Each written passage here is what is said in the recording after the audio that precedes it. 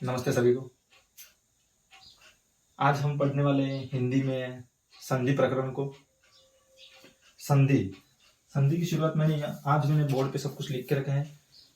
संधि का अर्थ होता है मेल या मिलाप।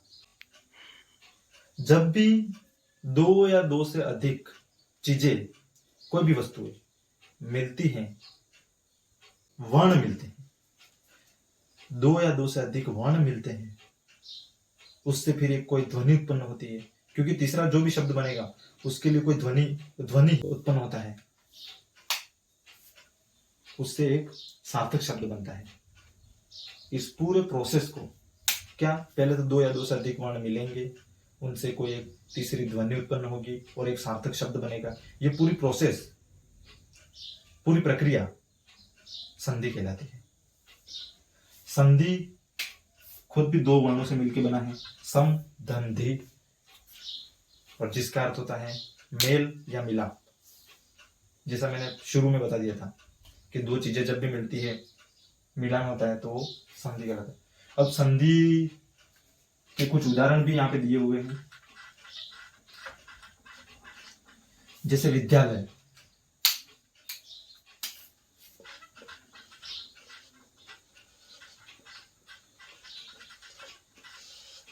विद्यालय एक सार्थक शब्द है और उसका अगर हम टुकड़े करेंगे तो दो वर्ण मिलेंगे, दो वर्ण निकलेंगे विद्यालय से। क्या निकलेंगे? पहला है विद्या, धन, आलय। ये दो वर्ण, ये दो शब्द हो गए। इसमें से क्या निकलेंगे? आ वर्ण निकल रहा है और इधर भी आ वर्ण निकल रहा है। ये है दो वर्ण, और इससे जो भी परिवर्तन हो रहा है, विकार उत्पन्न हो रहा है, उससे फिर ये ध्या बना है। तो ये दो वर्ण है। एक उदाहरण विद्यालय। दूसरा है महोदय।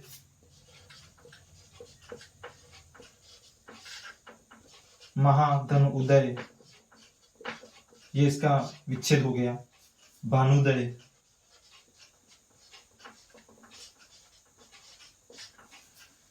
भानु धन उदय। रविंद्र,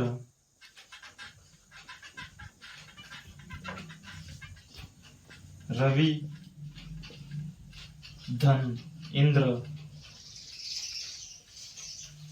पावक,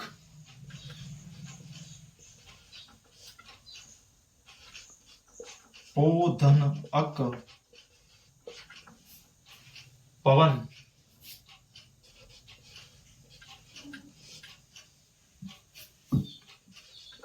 पो धन अन,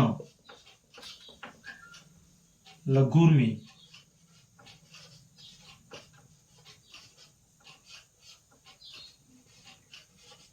लघु धन उर्मी।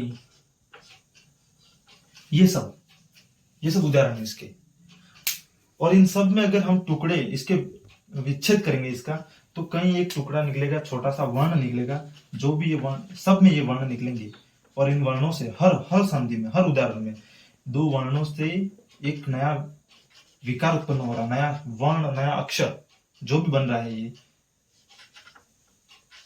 ये परिवर्तन है, और यही संधि है। इससे फिर एक सार्थक शब्द बन गया जो ये विद्यालय है। अब ये सार्थक, इसमें से विद्याधन आलय, दो विच्छेद को हम जोड़ेंगे तो ये पूरा एक सार्थक शब्द बनेगा। तो ये पूरा संधि हो गई।